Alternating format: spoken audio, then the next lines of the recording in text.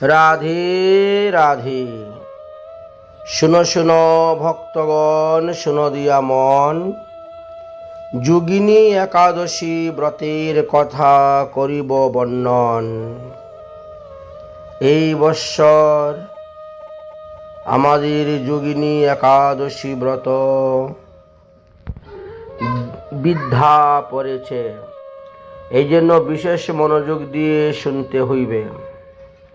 অর্থাৎ 25শে আষাঢ় 1433 বঙ্গাব্দ শুক্রবার বা 10ই জুলাই 2026 খ্রিস্টাব্দ শুক্রবার অধিকাংশ পঞ্জিকাতেই লেখা আছে শ্রী যোগিনী একাদশী ব্রত।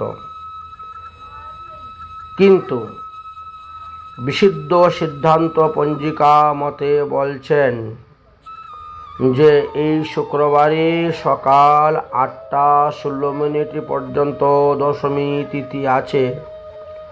দশমী বিদ্যা হেতু আমরা শুক্রবারে একাদশী ব্রত পালন করব না। আমাদের একাদশী ব্রত পালন হইবে শনিবারে, অর্থাৎ 11 জুলাই 2026 খ্রিস্টাব্দ শনিবারে শ্রী যোগিনী একাদশী ব্রত পালন করা হইবে, অথবা 26শে আষাঢ় 1433 বঙ্গাব্দ শনিবার শ্রী যোগিনী একাদশী ব্রত পালন করা হইবে। তার কারণ হল হরিভক্তি বিলাসের সুসিদ্ধান্ত।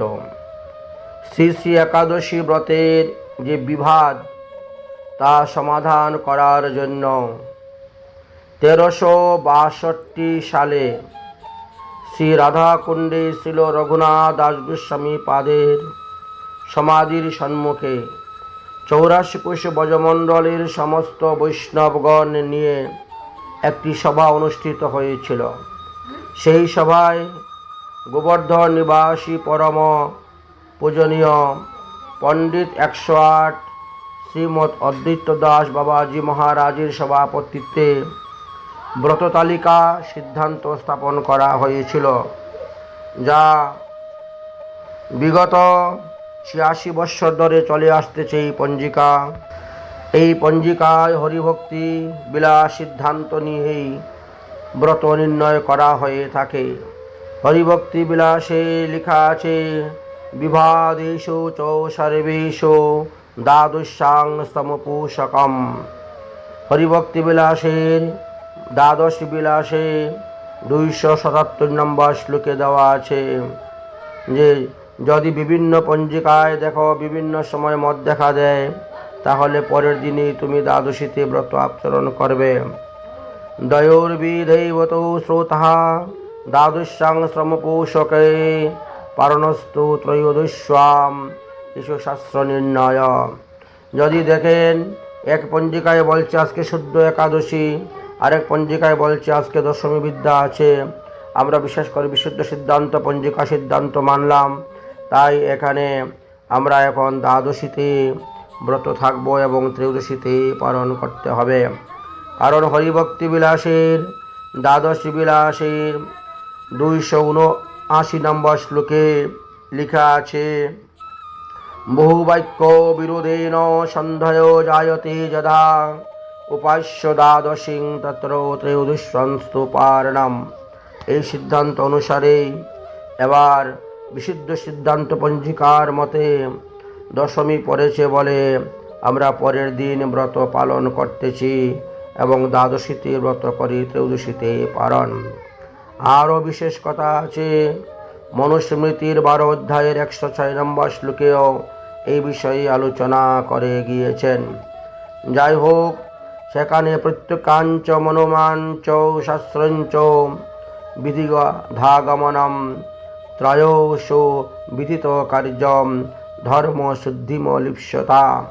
শুদ্ধ ধর্ম আচরণ করতে হইবে, তাই শ্রবণৈক্য সমাযুক্তং দ্বাদশী যদি লভতে উপাস্য দ্বাদশীং তত্র ত্রয়োদশস্তু পারণম। দ্বাদশম উপবাসঞ্চ ত্রয়োদশান্ত পারণম ত্রয়োদশ পারণীম শ্রবণে অপি নিঃসবেদ। এইভাবে অনেক অনেক সিদ্ধান্ত হরিভক্তি বিলাসেও দেওয়া আছে। হরিভক্তি বিলাসের 15 বিলাসের 251 নম্বর শ্লোক এবং 257 নম্বর শ্লোক। এই জন্য আপনাদের সকলের কাছে অনুরোধ রইল, আপনারা সবাই আগামী শনিবারে একাদশী ব্রত পালন করিবেন এবং রবিবারে পালন করবেন।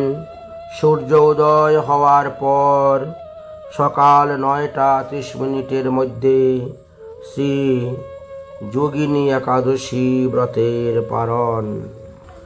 আপনাদের অবগতির জন্য তিথি বিস্তারের কথাও কিঞ্চিত আলোচনা করে যাচ্ছি। 25শে আষাঢ় 1433 বঙ্গাব্দ শুক্রবার। বিভিন্ন পঞ্জিকাতে লেখা আছে যোগিনী একাদশী রাত্রে 1:44 পর্যন্ত, কিন্তু বিশুদ্ধ সিদ্ধান্ত পঞ্জিকা মতে দেওয়া আছে সকালে 8:16 পর্যন্ত দশমী পেয়েছিল, তারপরে একাদশী ব্রত আরম্ভ হয়েছে। তাই বিশুদ্ধ সিদ্ধান্ত পঞ্জিকা মতে দশমী বিদ্যা হেতু আমরা পরের দিন ব্রত আচরণ করব, অর্থাৎ 26শে আষাঢ় 1433 বঙ্গাব্দ শনিবার, 11 জুলাই 2026 খ্রিস্টাব্দ শনিবার। যদিও দ্বাদশী তিথি, তথাপিও আমরা সেখানে যোগিনী একাদশী ব্রতই পালন করিব। তার পরের দিন 27শে আষাঢ় 1433 বঙ্গাব্দ রবিবার বা 12 জুলাই 2026 খ্রিস্টাব্দ রবিবার। সেই দিন আমাদের ত্রয়োদশী আছে রাত্রে 8:53 পর্যন্ত, রোহিণী নক্ষত্র যুক্ত। তথাপিও আমরা সূর্য উদয় হওয়ার পর সকাল দিবা 9:30 মধ্যে এই যোগিনী একাদশী ব্রতের পালন করব। রাধে রাধে। একাদশী ব্রতের সংকল্প মন্ত্র হল একাদশ্যাং নিরাহার স্থিতা অহম অপরে অন্যিনী ভক্ষ্যামি পুণ্ডরীকাক্ষং শরণাম মে ভবশ্চ্যুতে। এই মন্ত্র বলে ভগবানের চরণে নেবেন।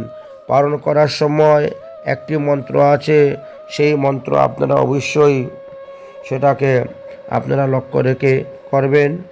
যেমন মনে করেন একাদশী আদি ব্রত সমর্পণ মন্ত্র হল অজ্ঞান তিমিরান্ধস্য ব্রতে অনেন কেশব প্রসিদ্ধ সন্মুখ নাথ শুদ্ধ ভক্তি প্রদীয়তাম তব প্রসাদ স্বীকারাৎ কৃত্যং ইয়ৎ পারণং ময়া ব্রতে অনেন সন্তুষ্ট স্বস্তি ভক্তিং প্রয়চ্ছতু মে। এই কথা বলে আপনারা মহাপ্রসাদ পালন করবেন।